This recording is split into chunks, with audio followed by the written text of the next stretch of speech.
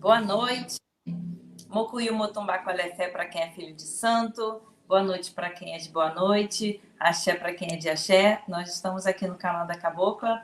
Mais uma vez, uma alegria muito grande receber o mestre, grande médium, escritor, sacerdote, umbandista, filósofo, André Costa. Hoje nós temos um convidado que nunca esteve aqui, a quem nós agradecemos muito a vinda e agradecemos e saudamos o psicanalista, sacerdote, umbandista, João Vitor, também criador da tenda Teoc. Se quiser, por favor, dá uma palavra para receber nossos convidados, estão muito bem-vindos. Olá, boa noite a todos, saravá, um abraço fraterno, eu sou João Vitor, então sou sacerdote de higiene espiritual da Tenda Escola Xóssi Caçador aqui na Bahia, na cidade de Lauro de Freitas, filósofo, umbandista, psicanalista e, assim, estudante, né, e admirador tanto da Fabiola como do André, né? André é a inspiração, como eu digo a ele sempre. André é minha inspiração. André é minha inspiração. Sejam bem-vindos, tá? Sejam bem-vindos e bem-vindas. Obrigada, João. Apesar do André já ser conhecido aqui no canal, eu gostaria de também falar que ele é fundador e segue, né, com a Ordem Mágica Caminhos da Evolução, é escritor de vários livros. Eu sou grande admiradora do André. André, por favor. Boa noite, saravá. É muito bom estar aqui no teu canal de novo, Fabiola, e especialmente para a gente discutir algo que é presente, não no momento atual, é presente nesses meus pouco mais de 50 anos de vida, que é a questão da intolerância religiosa, né? Especialmente para com aquelas o que comumente se chama de religiões afro-brasileiras e que o nosso mestre inspirador, Rubens Saraceni, chama de religiões naturais, ou seja, aquelas que enxergam, cultuam e veem Deus a partir da natureza. Então, assim, você está falando de umbanda, de candomblé, de batuque gaúcho, de catimbó, de tambor de mina, de jurema e por aí vai. Então, é muito legal estar aqui para a gente discutir isso hoje, porque eu acho que a gente precisa marcar posição, sim. Excelente, excelente. Então, o André já anunciou o tema da nossa live de hoje, que é a intolerância religiosa. É um tema que no Brasil recebe e deve receber muita atenção, né? A gente precisa combater a intolerância religiosa e, sem sombra de dúvida, nossos dois convidados de hoje são já mestres nesse caminho de combater a intolerância religiosa e de conseguir enxergar na cultura brasileira, talvez isso que é mágico, que é o sincretismo, né? Como vocês veem o Brasil nessa onda da gente poder realizar o sincretismo religioso à brasileira? Boa noite, Silene. Pode falar, André. Primeiro quem está na Bahia, que é a terra dos orixás, então começa você. Tá bom, olha só. Eu estava falando ontem, estava trabalhando na turma, né, símbolos e signos sagrados na Umbanda, e depois eu estava falando desse encontro, e eu disse que era o tanto quanto paradoxal, se não fosse fato, essa questão da intolerância entre religiosos. E isso chega a ser um paradoxo se isso não fosse fato. E como assim o religioso, a religiosa, com intolerância religiosa, tendo atitude de tolerância religiosa. E eu falo daqui, da terra dos orixás, e o que é que acontece? O que é muito interessante, né, é que quando nós saímos, eu saio, né, com minha roupa, com o nosso uniformezinho da Teoc, e desde a saída do condomínio até a chegada no condomínio, nós sofremos intolerância religiosa. Aqui, na Bahia, né? E vamos logo após a ida ao supermercado, né? Após ali o culto, após a gira, também temos olhares, temos frases, né? e que o nosso ATO, que ela já foi pichada, só Jesus salva, né? Então é meio que paradoxal, e eu começo nesse sentido, a intolerância religiosa, essa prática disso no ambiente religioso. Isso é meio que assusta aqui no Brasil, é assustador no Brasil, né? Então, eu também penso, e eu já vou deixar para um debate logo mais, que a intolerância, né? E aí a gente está falando um pouco do efeito e da causa, ela tem um processo de combate ao efeito, mas no Brasil nós não pensamos em solução para a causa. Nós estamos combatendo, punindo o efeito, que é a intolerância em si, mas existe uma causa por trás da intolerância.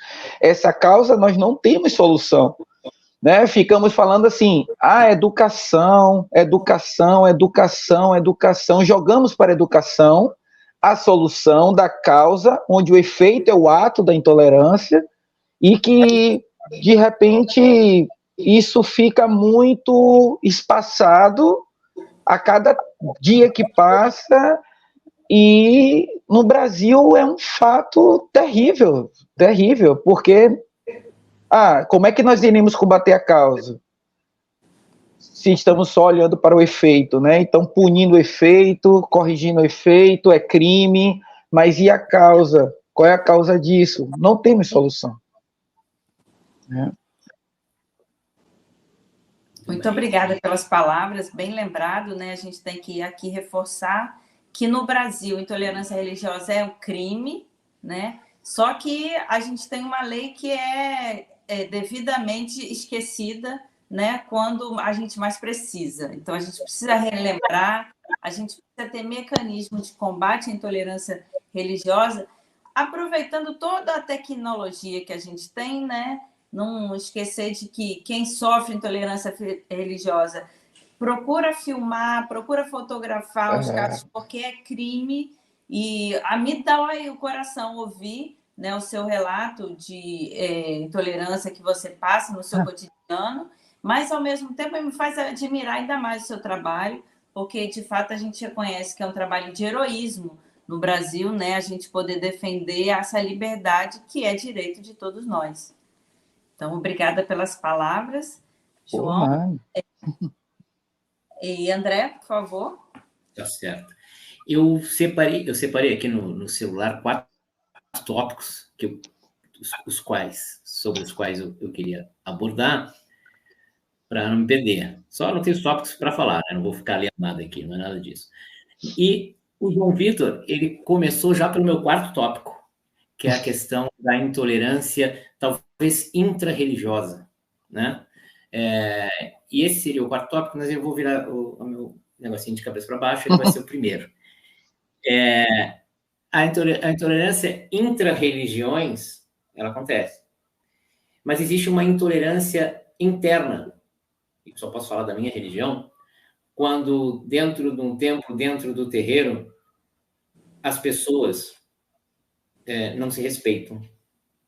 E o João Vitor, que está aqui, é um dirigente terreiro, um sacerdote, sabe bem do que eu estou falando. Aí, desse que você já pintou bem, eu vou pular para o primeiro tópico. E no primeiro tópico tem uma frase que Pai Tomé do Congo, meu preto velho, falou há muitos anos, e que eu carrego como uma bandeira. E ele um dia me disse o seguinte: meu filho, o preconceito é a maior erva daninha que há nessa sociedade de vocês aí, em que vocês vivem. Tudo o que acontece, né, é fruto, ou tem como semente, o preconceito. Né? Então, a intolerância religiosa no Brasil, para com as religiões naturais, ou afro-brasileiras, ou afro-ameríndias, como queira chamar, ela se dá por uma questão de racismo, pelo fato de ser uma religiões que, por mais que agora estejam crescendo e estejam agora, né, de uns tempos para cá, pelo menos a Umbanda, que é o que eu conheço bem, atingindo classe média alta, na sua raiz, ela é religião de preto, de pobre, de índio, de cigano, E isso incomoda as elites, né? Eu lembro de uma vez eu não vou entrar em política, mas eu lembro de uma vez de um político discursando, não vou dizer quem, né, até para não entrar nessa questão partidária e política, até porque eu só vi o discurso dele, e ele fez um comentário dizendo assim que as elites brasileiras eram muito engraçadas, porque imagina no tempo do Império, no Brasil, você ter que usar aquelas toucas europeias com 40 graus no Rio de Janeiro e aqueles casacos, né? Por quê? Porque a nossa elite, ela é desprovida de bastante inteligência, né? Então, a Umbanda, o Candomblé, o Batuque, o Catimbó, o Tambor de Mina incomodam, e existe muita intolerância, porque é religião de preto e de pobre, basicamente, e de índio, né? Mas os índios, eles estão aí no meio, e o grande problema mesmo é com o negro, aqui nesse país. O Brasil é um país racista, sim. E aí, a intolerância religiosa, ela se dá por conta daquilo que a gente conhece como racismo religioso. É fundamentalmente isso. Fundamentalmente isso. O que acontece. Então, e esse aspecto, tem um dos meus livros, né? A Fabiola falou, o João também, que eu sou escritor, eu tenho 13 livros lançados, Filosofia, 12 de Umbanda. Esse livro aqui, ó, Umbanda, uma escola evolutiva, tem um capítulo que a gente fala sobre tem um capítulo que fala sobre a Umbanda, a visão do preconceito para a Umbanda, o que é o preconceito, e a visão da guerra. E quando fala da visão da guerra, começa com uma figura que são duas crianças brincando, dois irmãos num quarto, né?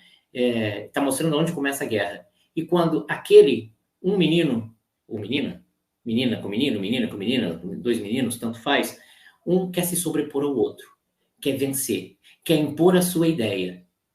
E aí, no final do capítulo, óbvio que o livro foi inspirado, né? Então tem a minha escrita, mas ele foi inspirado espiritualmente, como 90% dos meus livros. Ele fala assim, agora você vai para uma guerra, saia do quarto, vá para casa, como um todo, vá para a rua, para o bairro, para a cidade, para o estado, para o país e para o mundo. Aí você vai ver as grandes guerras. Agora vai reduzindo a guerra, que você vai acabar naquele quarto com aquelas duas crianças. O preconceito começa aí. Né? E vai se disseminando na nossa sociedade. Então, a questão da intolerância, e aí talvez esteja a causa que você cirurgicamente apontou, né? Colocou lá o bisturi, talvez a causa esteja aí no preconceito, no país preconceituoso e racista que é o Brasil.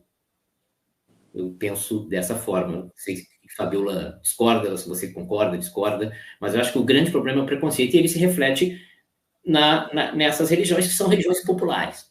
E o que vem do povo, para muita gente. Não queria ser ácido, mas eu precisava falar o que eu penso.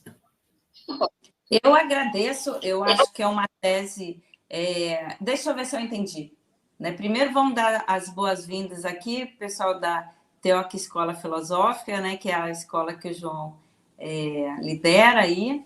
A Simone Costa, muito bem-vinda. Rogério Salles, boa noite. Erasmo Neto, todos e todos que estão presentes aqui, ou que vão nos ouvir futuramente, muito obrigada por estarem aqui. É uma honra para todos nós a presença de vocês. Então, assim, a tese do André, se eu entendi bem, me corrija se eu estiver equivocada, a gente tem intolerância religiosa, mas essa intolerância ela está enraizada no racismo brasileiro. Isso aí. Então, o racismo ele é anterior à própria intolerância. Nos preconceitos, no preconceito, porque a nossa sociedade é muito preconceituosa, no preconceito de uma forma geral. Mas se o preconceito brasileiro é um trem, né, o que está puxando esse trem é o racismo. É o pior de todos que nós temos aqui no Brasil. E as religiões. Imagina uma religião, por exemplo, vou usar sempre a Umbanda porque é a que eu pratico. Eu receio falar de religiões que eu não estou dentro. Né? Não é nenhum problema com nenhuma religião, mas eu vivo Umbanda desde sempre. Eu sou filho de um pai de santo e nós tínhamos lá em Porto Alegre um terreiro nos fundos de casa. Eu cresci dentro da Umbanda. Então, eu não consigo nem falar muito sobre outras religiões. Eu falo sempre Umbanda porque eu vivo e respiro Umbanda 24 horas por dia há quase 55 anos. Imagina esses arquétipos que a Umbanda traz, né, do preto velho, do caboclo, entre outros, eles incomodam, porque eles são um espelho para a nossa sociedade, racista e preconceituosa, e discriminadora. Mas é isso, não vou me prolongar mais. Não, excelente, eu gostei de ouvir a sua posição. E ainda não sei responder. Eu sei que, assim, eu tenho feito uma pesquisa, né, entre os meus alunos, e eu me dei conta de uma coisa que eu não tinha percebido até então, que os, digamos assim, humanos, né, para a gente poder fazer essa diferenciação entre mortais e imortais, os humanos que têm uma essência imortal, né, mas que, por definição, nós vamos morrer, são poucos os que gostam de floresta, de mar, né? De pisar o pé no chão do terreiro e sentir a força, a energia que sobe, a energia que desce. E eu acho que sem essa conexão, né, da gente com os imortais, a pessoa não consegue se dar conta da maravilha, da energia pura e cristalina que vem de Deus, né, que é uma essência divina, e para a qual a gente precisa ter reverência. Então, assim, com certeza, no Brasil, o racismo está atrelado à intolerância religiosa. E a gente precisa lembrar sempre que são 2 crimes prescritos, né, previstos por lei, que o racismo é crime no Brasil e a intolerância também no Brasil é crime. Uma coisa interessante que eu acho um ponto a ser enfatizado por mais difícil que seja a situação no Brasil, a gente tem intolerância religiosa em quase todo mundo. E o racismo também, mas de forma diferente. O Brasil, por enquanto, né, é o único país do mundo onde intolerância religiosa e racismo são crimes. Então, ter essa consciência, né, escrita na lei, eu acho que nos liberta da necessidade de justificar, né, e falar, não, isso aqui não pode, a gente já sabe que não pode. Então, eu acho que a gente está, inclusive, um passo à frente de outros países que toleram a intolerância religiosa. A gente não tolera, né? A gente não está nessa ordem mais. Então, eu vou parar um pouco de falar, dar as boas-vindas para a Marfisa de França. Obrigada por estar assistindo. Nádia Pereira, muito bem-vinda. E eu gostaria de ouvir um pouquinho o João sobre essa questão aí, dessa relação entre racismo e intolerância religiosa.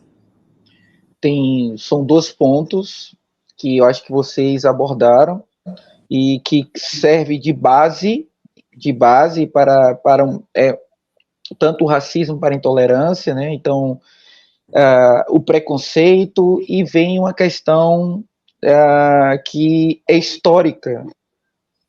Eu acho que temos uma questão histórica aqui, e que normalmente nós não procuramos se debruçar nessa história e ver que isso se repete de forma cíclica, com uma grande frequência na sociedade. E é interessante que, como crime, não tem esse paradoxo. Mas vocês estão falando de intolerância, mas vocês não toleram. Intolerância, essa coisa dessa... Não, a gente não tem que tolerar o que é crime. E é crime. Crime é crime. E quando nós falamos de um processo histórico, nós estamos falando de todo... Olha o que aconteceu com Sócrates, e nós passamos por Jesus, e chegamos a um período medievo, e que ali nós temos uma evidências que até hoje queremos romantizar, e que não deve ser romantizado, e que vem sempre no discurso da fé e da crença como justificativas de atos que não devem ter nem justificativas. Eu vi uma fala essa semana dizendo assim, olha, fascismo, né, não é polarização, não é polo, o fascismo não é polo. Nós não podemos aceitar o fascismo como um polo de discussão. E quando nós estamos falando de intolerância e racismo, não tem discussão. Tem algo que não se discute, se debate como trabalhar isso na infância, na escola, nos ensinos fundamentais, no ensino básico. Isso deve ser discutido. Mas racismo, intolerância, crimes, e que não tem que ter justificativa de polo, liberdade de expressão, né? E estamos, sim, todos nós somos e temos um mar, um oceano que nós ignoramos, mas tem uma coisa que pega muito, que é a verdade. A minha crença, ela é a verdade, e se ela é a verdade, o meu Deus é o do bem, e o outro Deus que não condiz com o meu conceito, esse Deus é o mal. E eu começo, então, a navegar no sentido que a minha embarcação ela está no rumo certo, e todas as outras que não estão no meu barco estão inseridas, estão contra mim, diverge, né? É o mal. Se o meu Deus é o bem, o Deus do outro é o mal. E isso do preconceito, ele vem na premissa do ato de ignorar e não buscar. E o que é que buscamos? Buscamos o que a autoridade religiosa nos diz. E o que a autoridade religiosa nos diz? Muitas vezes é aquilo que ele quer dizer, muitas vezes é aquilo que ele pretende, né, falar em nome de Deus, né? Em nome de tantas outras coisas, em nome do sagrado, né? E aí eu abordo uma coisa que no meu texto, que logo mais estará disponível, que é como eu posso ter o culto a Deus, como eu posso ter louvor a Deus e ser misógino, racista. E aí eu provoco, qual é a cor de Deus, né? Qual é a cor da pele de Deus? É a minha? É a sua? Qual é a cor de Deus, né? Então eu começo a fazer algumas provocações e levantar algumas questões. Por exemplo, como é que eu posso cultuar Maria, né? E ter o culto a Maria e odiar as mulheres, né? Como é que eu posso cultuar a Deus e ser homofóbico? Então, essas questões que deveriam ser colocadas, e aí a importância da filosofia no ensino fundamental, do filosofar, de trazer esses tipos de reflexões. Porque me preocupa, André e Fabiola, quando nós transferimos para a educação, dizendo assim, ó, a solução do preconceito é educação, e fica uma pergunta que é um tema de pesquisa, eu tenho feito essa pesquisa assim, a educação, o grande abismo brasileiro. Por quê? Porque quando nós transferimos para a educação, olha, fica uma pergunta, para quem educar? Esse é o ponto. Porque senão eu tenho pessoas educando em cima das suas ideologias. Como seria esse processo? Né? Então, eu recentemente, a minha filha veio, meu pai, eu tenho um tema religioso na escola. Eu falei, que bom, deixa eu ver qual é o tema religioso. E esse tema religioso perpassa, e eu não vejo a África, eu não vejo o Brasil indígena, hoje é 19 de abril, eu não vejo isso. E o que é que eu vejo? Eu vejo aquilo que colocam para uma criança o conceito de religião. E essa criança cresce crendo, tendo como base que a religião é aquilo que ela viu. E qualquer outro tipo de religião não é a verdadeira, porque ela não estudou outra religião. Então, nós ficamos sempre com esse embate. E aqui eu vou também fazer uma provocação, que até mesmo eu posso falar isso dentro da Umbanda, que quando eu digo que a base da TEOC é a teologia do Rubens Saraceni, nós sofremos intolerância da própria Umbanda. de outra vertente. Né? Então a gente tem que ter essa. Não é a minha vertente, então não é a verdadeira. A minha é a legítima, então a do vizinho não é. Então a gente tem muito disso, né? O ser humano, ele carrega essa coisa, né? De como eu estava falando, que eu presenciei em uma escola de ensino fundamental, a seguinte questão, né? A gente tem essa coisa da disputa, quem é o melhor, Platão ou Aristóteles? Espera aí, mas eles não se complementam em nada, a gente não pode trabalhar com os dois, eu preciso falar com as crianças dessa coisa do melhor e do pior, né? Então, nós já vamos, partimos de um processo de crescimento que vai favorecer a ideia, a ideologia etnocêntrica, né, racista, e aí vem preconceito mesmo, porque eu preciso saber. E hoje, se eu não souber, eu vou ser cancelado. Então é melhor falar qualquer coisa e dizer que sei, né?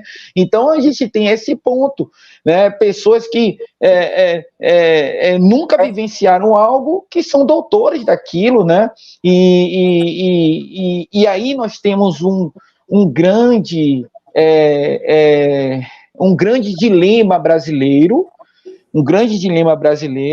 que justamente é esse processo de preconceituar, de ignorar, dizer que sabe, vinculado a um processo racista, misógino, e que isso vai se perpetuando. Por quê? Porque nós estamos falando de quanto antes de Cristo, olha o que aconteceu com Jesus, olha o que vem acontecendo durante esses 1000 anos medievos e o que e acontece nos dias atuais, né? Então a gente tem todo esse arcabouço de discussão filosófica mesmo, né? De não se acomodar nas questões por medo de cancelamento, por medo de qualquer outros entraves, né? Contemporâneos. Excelentes palavras, excelente fala, João Vitor, muito obrigada. Aprendi muito. Quero também dar as boas-vindas aqui para o Anderson Oliveira e para a Jamile Duarte. Bem-vindos. E eu queria pensar da sua fala, João Vitor, uma questão que há muito tempo me instiga, né? Que é baseada nessa compreensão de que a gente não sei se tem exatamente uma diferença de classes, né? Nessa questão de que quem são os intolerantes e contra quem a gente precisa, de alguma forma, erguer para não deixar acontecer aquilo que o Platão fala, que é quando os dignos se calam, a gente tem espaço para a indignidade. Então, transpondo para esse tema da intolerância religiosa, enquanto os tolerantes se calam, a gente dá margem para a intolerância. Então, mais uma vez, eu agradeço vocês terem aceitado o convite de estar aqui e essa disposição da gente estar combatendo aí o mal, né? Que, de fato, é essa ótica, né? De que o outro não pode existir, nem, às vezes, da minha própria religião, no caso bandista, que foi o exemplo citado, eu ser intolerante com outra pessoa também, o bandista, o que seria o paradoxo, né?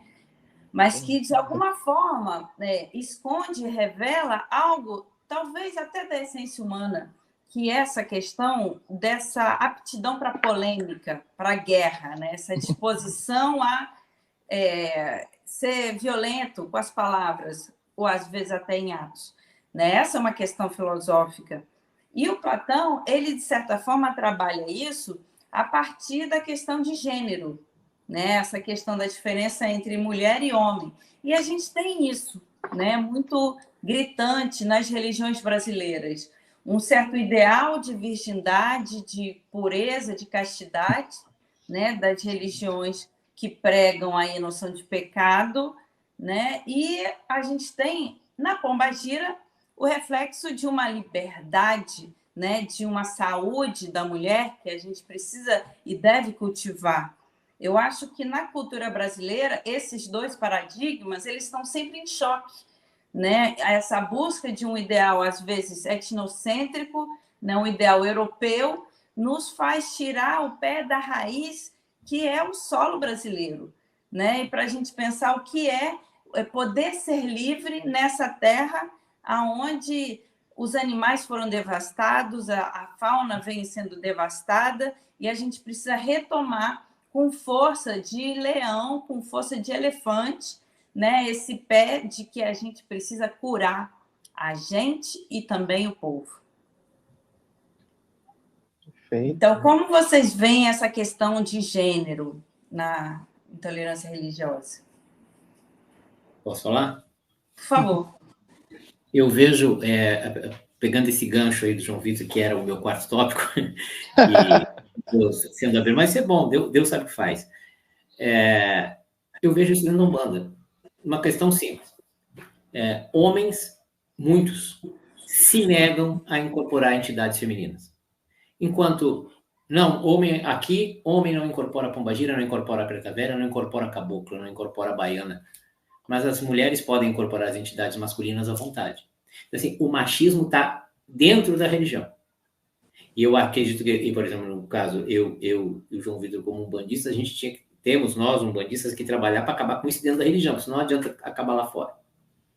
Né? Então, a misoginia existe, né? Mas existe um outro aspecto que é uma pesquisa intuitiva minha, baseada até em conversas que eu cheguei a ter com o saudoso Mestre Rubens, as poucas vezes que eu consegui sentar para conversar com ele. Não existe uma espécie de IBGE do Axé, né, que tenha feito essa pesquisa. Mas a Umbanda, e eu acredito que o Candomblé também, tá? Mas eu pensei aquela história, eu vejo de fora o Candomblé. A Umbanda, ela tem, na sua maioria, lideranças femininas.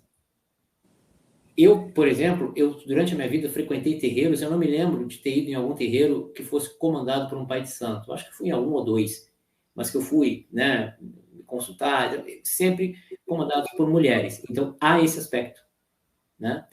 A Umbanda, ela é feminina por essência. Quem sente a Umbanda e vive a Umbanda sente isso. A Umbanda é uma mãe. Então, isso dentro no caso da nossa religião da Umbanda, é uma incongruência. Né? Querer trazer essa questão de misoginia, de machismo para dentro da religião. Né? Porque a religião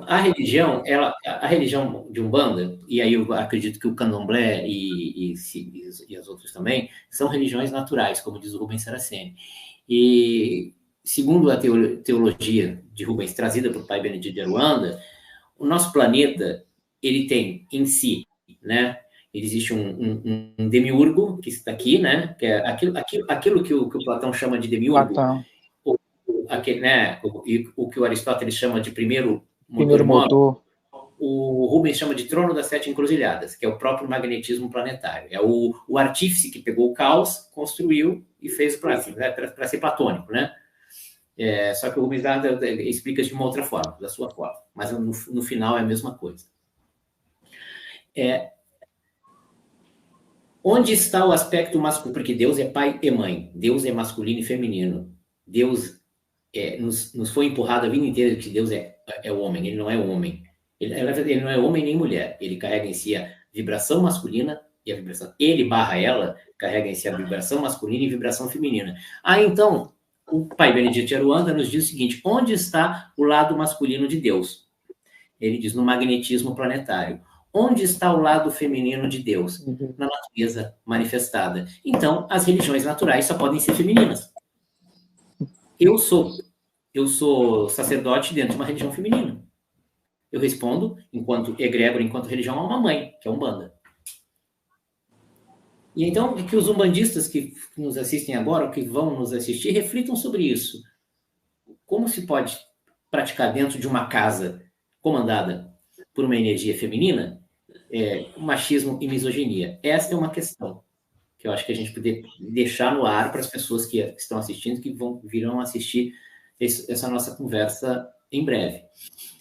E eu queria também fazer um gancho, Fabíola e João, se vocês me permitem, que é com algo que foi falado aí durante o nosso bate-papo, que é com relação a essa questão de por que muitas pessoas, outras religiões, não toleram as religiões naturais. Por que elas são taxadas de atrasadas, fetichistas? Porque elas lidam com a natureza, e a natureza é simples, né? Já disse o Aristóteles lá na Metafísica que Deus é simples, né? Então, imagina o colonizador chegando aqui e vendo aquela manifestação religiosa num templo natural, não num templo erigido pelo homem, mas num templo construído por Deus, que é a natureza, e vendo aquilo dar resultado.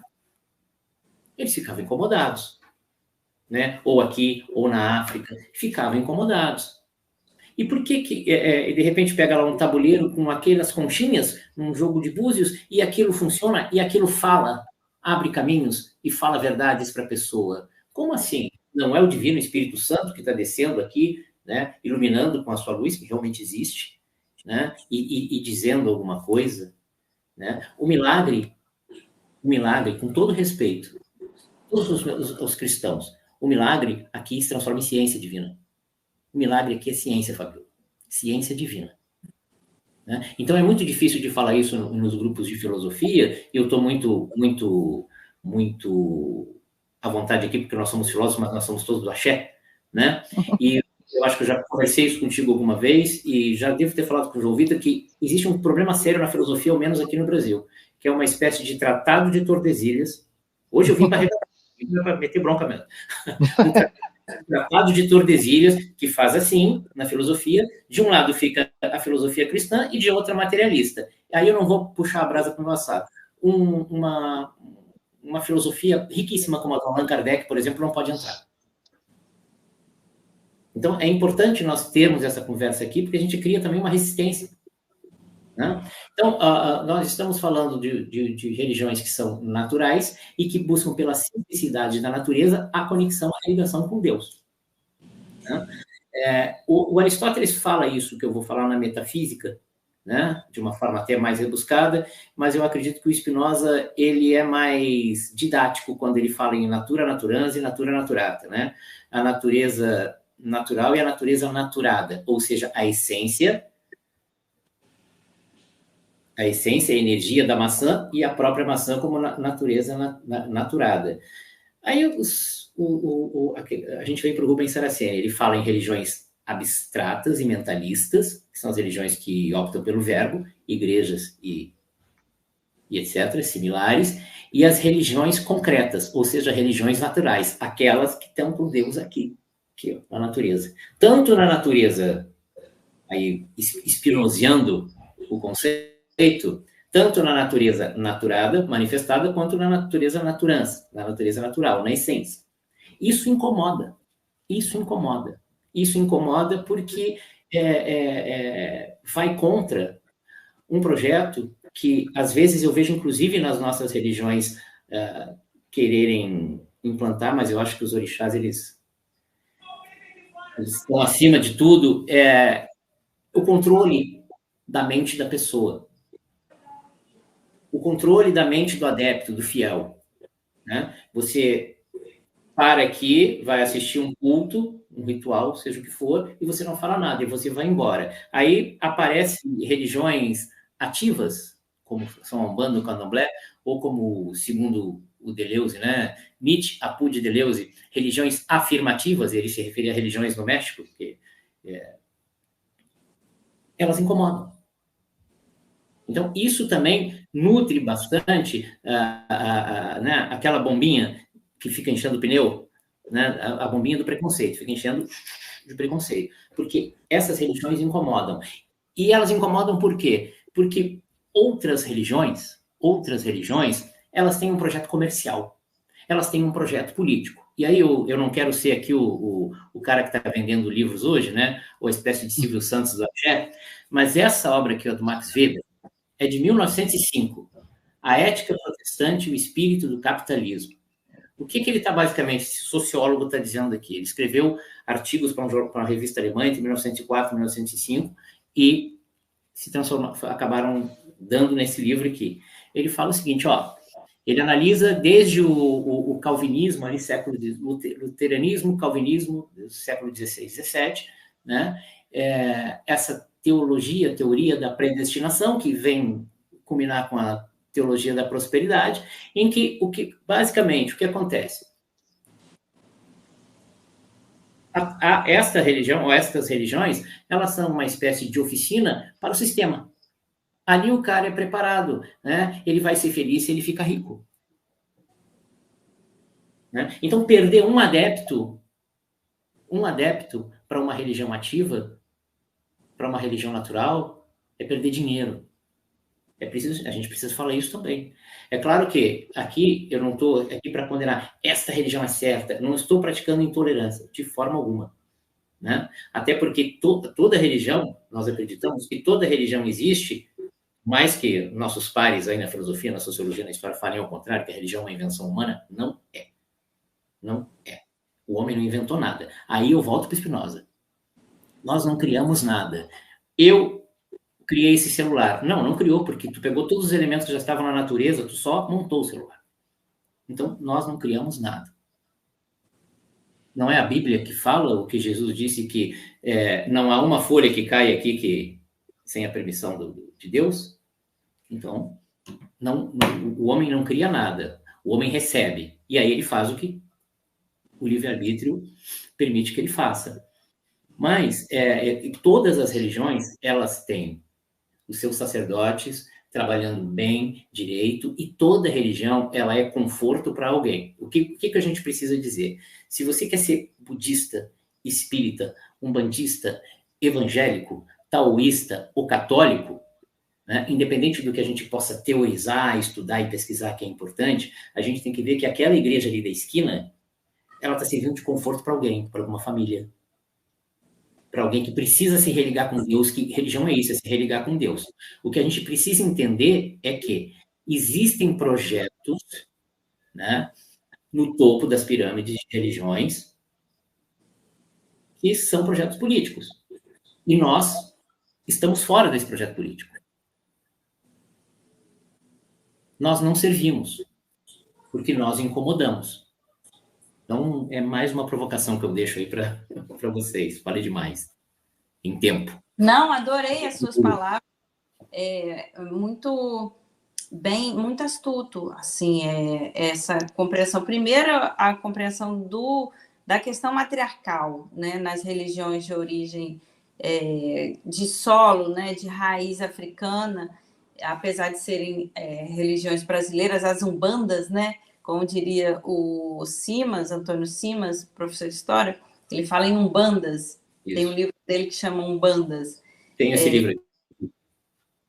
E aí tem essa abertura para a gente pensar que, de fato, o culto do feminino, né, é algo de suma importância, tanto no candomblé quanto na Umbanda. Então, se tem alguma questão de machismo nesse encontro devastador, por vezes, né, entre alguns setores de um evangelismo brasileiro e essa questão de um combate obsessivo, né, para uma entidade que é parte do delírio de muitas pessoas, né, no Brasil, a gente precisa compreender isso, que tem um traço de misoginia, tem um traço de confinamento do feminino, como um traço de intolerância já na própria, em algumas religiões, que não compartilham dessa necessidade da gente compartilhar, né, o divino, de ter o norte do acolhimento como algo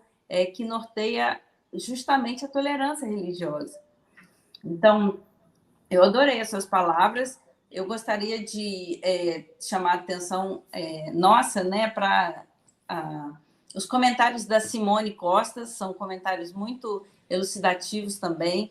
A Simone vai falar, né? Vamos agradecer aqui, Simone, as suas palavras que, cito, para que o ser humano deixe a visão egocentrista, religiosa, preconceituosa, é tirar a religião e estudar a filosofia, origem sem viés religiosos. Então, a Simone vem aí ao encontro da sua fala, André, que é apontando a questão do caráter científico, né, dessa visão que parte justamente dessa necessidade da gente se autoconhecer, né, para poder chegar a conhecer Deus. A gente parte de um autoconhecimento, não é de uma negação do próprio conhecimento. Então, a Simone compartilha aí essa questão. Os muros religiosos dividem a verdade e deixam uma venda nos olhos para enxergar apenas o que está do outro lado do muro. A gente, de fato, tem isso no Brasil, né? A gente teve uma ascensão de igrejas evangélicas, de forma que agora no Brasil, nos últimos 20 anos, chega a 30% da população brasileira se diz protestante, de algum setor do protestantismo. Então, assim, de alguma forma, eu já me equivoquei na leitura do Brasil, porque grande parte, né, da esquerda brasileira chegou a apostar na questão da ascensão do pior dos intolerantes no Brasil, né, que foi o nosso ex-presidente, que despertou parte da população para uma intolerância, um fascismo com o qual a gente não pode dialogar, porque é partida vencida, né? Não tem diálogo ali. E muitos falavam que não, a gente teve a ascensão do fascismo no Brasil em função de 30% da população seguir a lógica do gado. Eu mesma me equivoquei nessa leitura. E agora a gente tem um país vizinho, que é a Argentina, que é um país que ainda permanece católico, que é um país que também está sendo devastado pela lógica fascista, e que a gente não pode falar que o presidente da Argentina foi eleito em função de uma questão religiosa, né? Muito pelo contrário, a Argentina ela tem orgulho de ser uma nação cientista, uma nação voltada para as luzes, e o que aconteceu lá foi exatamente o que aconteceu aqui também, né? Em função de uma lógica pautada nas fake news, né? no parâmetro da mentira, na questão de você forjar notícia, justamente para atiçar, né, o fogo das pessoas que já são intolerantes, que a gente teve um silenciamento e a necessidade de combater todos os dias uma devastação que continua, né? A gente todo dia pega o jornal e vê os absurdos, ecocídio, né, devastação da floresta, maltratando os animais. Aqui eu tenho um vizinho que é partidário, né, dessa lógica absurda, e ele com um pássaro tão lindo, engaulado, ninguém em casa, e ele lá com uma arara triste na gaiola. E eu fiquei pensando, mas que maldade, né? A gente ainda tem isso no Brasil. E a luta tem que ser diária, né? A gente tem que lembrar que para a gente poder ter um planeta que acolha nós, seres humanos, a gente tem que mudar, e tem que mudar radicalmente. Radicalmente. Então, eu gostaria de ouvir vocês sobre essa questão, né, da devastação da natureza, essa consciência de que, de fato, a gente não pode colocar a culpa, né, do fascismo brasileiro nas religiões. Não tem essa possibilidade, né? Então, da gente poder visualizar, de fato, o que a gente precisa. A gente precisa combater fake news, a gente precisa ter uma lógica de tolerância religiosa, a lei já prevê aquilo que a gente precisa, então é mais uma questão de assegurar que a lei seja efetivada. Eu quero dar, então, a palavra a vocês, por favor, sintam-se à vontade. Eu gostaria de falar antes, porque eu vou ser muito rápido e passar a bola para o João, porque eu já falei demais. Mas é que você falou essa questão das religiões serem responsáveis por esse e aquele movimento. Então, assim, ó, em 2016, o Rio de Janeiro elegeu um bispo da Universal prefeito, né? Bispo Crivella. Houve um movimento no segundo turno de vários líderes de Umbanda e Candomblé que fizeram abaixo assinado apoiando, porque supostamente o outro candidato fumava maconha, segundo eles, como se isso afetasse a vida de alguém. E aí, eu fiquei pasmo com aquilo, eu conversei com os meus pares na época e disse, eu denominei aquilo de síndrome de Estocolmo do axé. Porque as pessoas estavam apoiando aquele que vai matá-las. Né? E essa questão da devastação da natureza, e aí eu jogo a bola para o João Vitor, mais uma vez a gente tem que olhar primeiro para dentro de casa, da nossa casa, porque as pessoas ainda insistem, eu estou falando do que eu conheço, da Umbanda, insistem em fazer seus rituais na natureza e a natureza fica suja, ninguém tem a consciência de limpar aquilo que fez, né? Então nós vamos brigar por uma natureza mais brilhante como? Mas aí deixa que o João Vitor toca o resto da conversa. Primeiro eu quero mandar um abraço para as mulheres da TO, que são muitas, são várias, é a grande maioria, e dizer que, nossa, eu fico ali na frente, né, mas sem a minha esposa, que é a Néa, a TO que seria impossível de acontecer, porque ela faz tantas coisas lá ao mesmo tempo, na parte administrativa, vai lá e vai cá. Então, as mulheres da TO, que elas dão show. Eu tenho tanto ensinamento com a senhora Maria Mulambo, né, que é a pombagira, que eu faço meus trabalhos, e nossa senhora, quando, né, são aquelas coisas de despertar assim, e nossa, a TO que a essência dela é feminina e não tem jeito. E um outro ponto sobre essa consciência ambiental é que a ideia de que o mundo é nosso.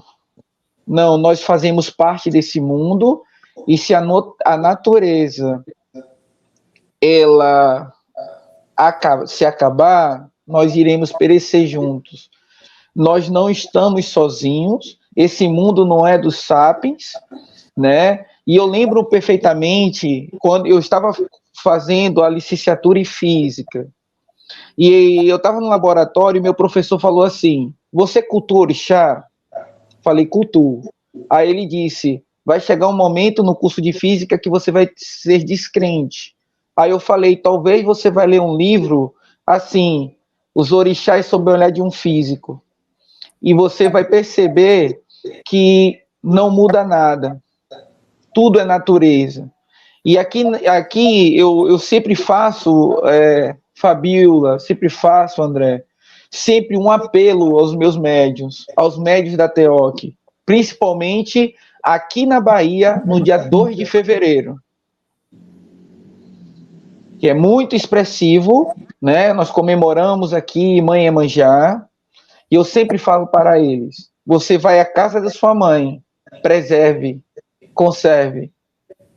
Então, a consciência ambiental, ela hoje, o que nós estamos vivenciando, sentindo na pele, o mundo pedindo socorro, isso tem que chegar muito forte mesmo.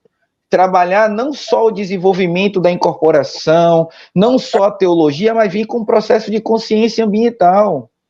O que o mestre André citou, que a gente vai na natureza, e na natureza ali queremos fazer nossos rituais e deixando ali, né? E aí fica depois tudo ali sujo, aquela coisa toda, né? E que de uma certa forma, quem não é da religião também pertence àquela natureza ali, né? Então, assim, aquela natureza, ela não é só minha.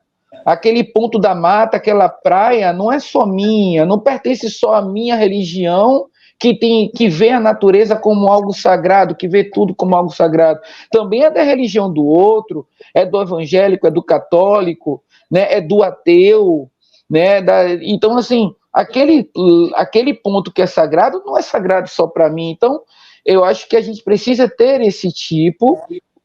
E aqui eu vou deixar uma fala.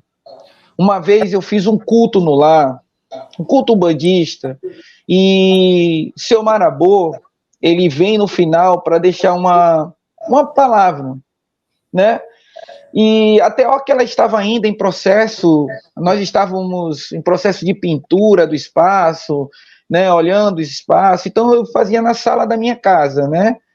E no final perguntaram ele assim: seu Marabô, como é que eu faço para te agradar? Como é que eu faço para te oferendar?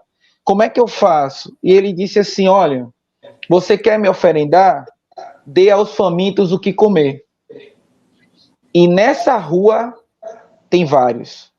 Então, quando ele me diz isso, naquele momento, isso abre para diversos processos, diversas reflexões, a gente começa a entender que vai chegar um momento que nós precisamos virar a chave.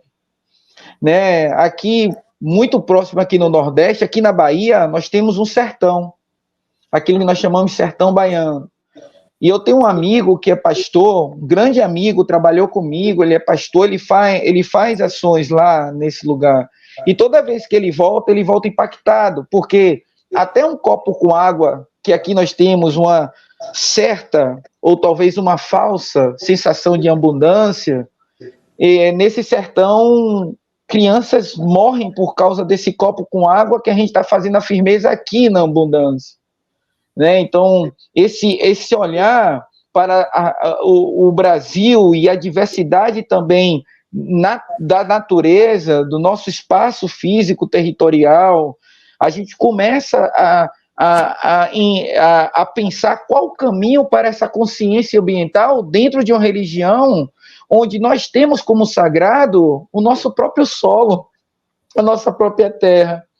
Né? Em que momento eu posso homenagear a Mãe Iemanjá sem jogar um frasco de perfume no mar, sem deixar um plástico, um pedaço de pente, né? Por quê? Porque a comunidade, todo o povo que quando está ali, a gente sabe o efeito disso. Plástico no mar, e é pente, é perfume. Até que ponto eu posso conscientizar, né, de que não há necessidade daquele frasco de perfume, não há necessidade daquele pente, daquele espelho, né? Como é que eu posso conscientizar, né, e dizer que a natureza, ela não depende de mim, sou eu que dependo dela?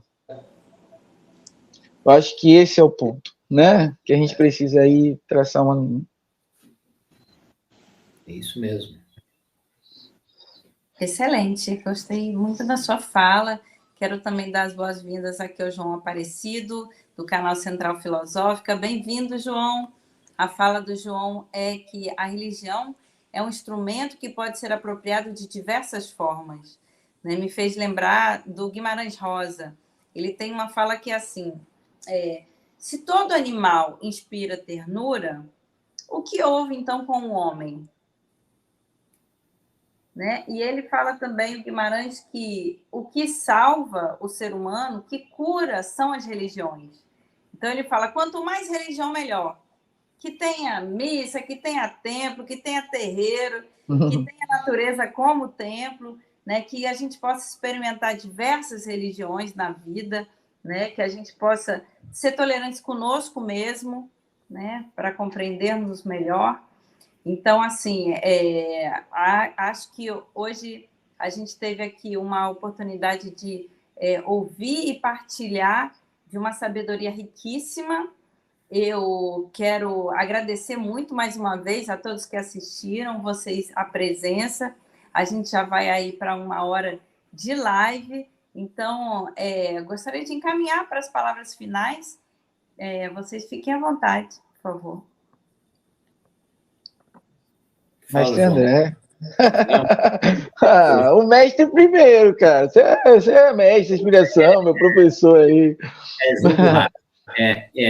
Intolerância na religiosidade brasileira, quando eu propus lá, nós pensamos juntos esse encontro aqui, eu pensei nesse título e propus a vocês Intolerância na Religiosidade Brasileira porque ficasse amplo, porque o que a gente abordou aqui, que há sim uma intolerância de outras religiões para com a minha, mas também há da minha para com as outras religiões e há da minha com a minha.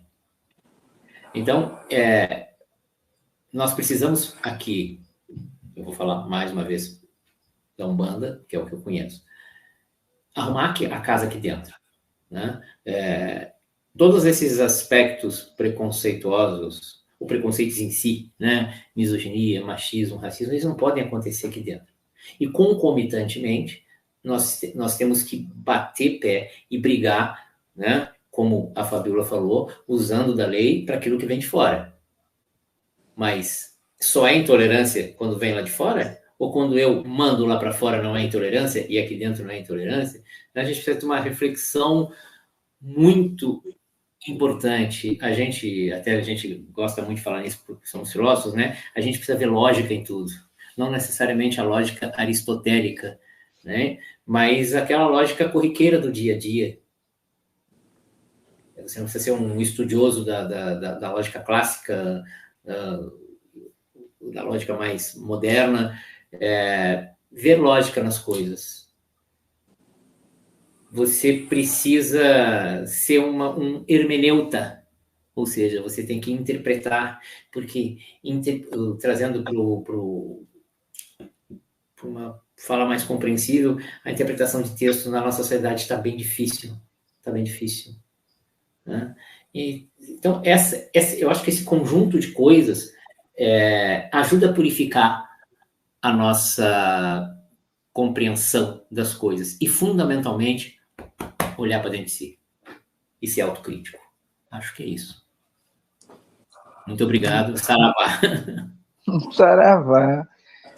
Eu primeiro agradeço a oportunidade, agradeço a Fabíola, agradeço ao André, né, pela oportunidade, aprender, ouvir vocês, né, aos comentários. Agradeço também a todos, a todas, né, que chegaram aqui, estão aqui há 1 hora nos ouvindo, né. E intolerância, ela é crime e precisa ser divulgada, precisa ser combatida, né. É o que nós podemos fazer, né. E muito Oxum, né. Eu acho que assim esse é o ponto. Eu acho que tudo que nós estamos falando, Jesus representou bem, né? Nós fazemos um secretismo de Jesus com Oxalá, mas Jesus manifestou Oxum, né? Amar ao próximo e também amar a si. E quando eu passo a me amar, eu tenho que me descobrir quem eu sou, né? Descobrir esses vícios ocultos, né, que nós temos.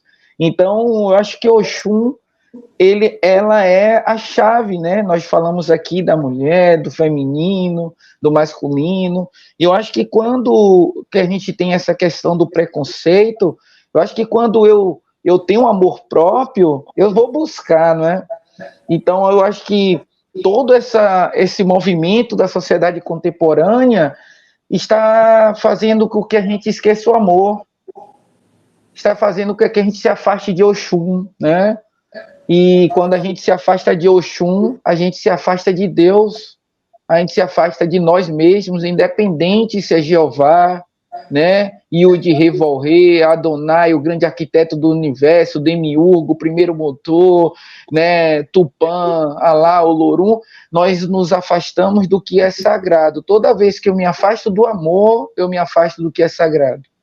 E nesse processo, eu digo muito que a Umbanda, o Candomblé, as religiões, todas elas de muita importância, e o ato da intolerância não ocorre no seu total, não é na totalidade, um ou outro ali dentro daquele processo, né? Em uma cesta de maçã e de laranja, não todas apodrecem, né? Mas tem uma ali que a gente precisa tirar desse cesto. Eu acho que é isso que a gente tem dentro desse aspecto, e dizer assim, né? É isso, viver, né? Não tem muita coisa para fazer, e dizer a vocês que eu vou marcar uma visita no Rio e eu vou falar, tô indo aí no Rio, André, aí no Rio que eu preciso visitar o Rio aí, tá bom? Mas muito obrigado e que Oxum nos abençoe, amor próprio, para que a gente possa amar a natureza e também ter esse amor e respeito ao próximo, né? Primeiro com a gente, né? Nossa casa primeiro, né? Então é isso, axé, saravá, obrigado, Fabio, obrigado, André. Saravá, uma alegria muito grande, eu aprendi muito hoje, eu agradeço de todo o coração, a gente também está aqui agradecendo a presença de todos que nos assistiram. As pessoas estão parabenizando a fala de vocês. A TEOC Escola fala aí parabéns. A mais nova tríade filosófica, incentivando a gente para já fazer outras apresentações. Adorei, TEOC. A Silene, eu quero agradecer demais também pela organização, né? Ela ajudou aí a organizar a live, que foi da iniciativa do André Costa, a gente precisa falar, que criou também a organização para a gente trazer esses tópicos hoje aí. Quero agradecer a Fabiane, agradeço a todos vocês, adorei as reflexões, poder compartilhar, né, dessa fé de que é possível a cura, foi uma alegria muito grande para mim. Obrigada. Mais uma vez, um beijo no coração. Mokuyu Mambá para quem é filho de santo, Axé para quem é de axé, Saravá. Saravá. Axé.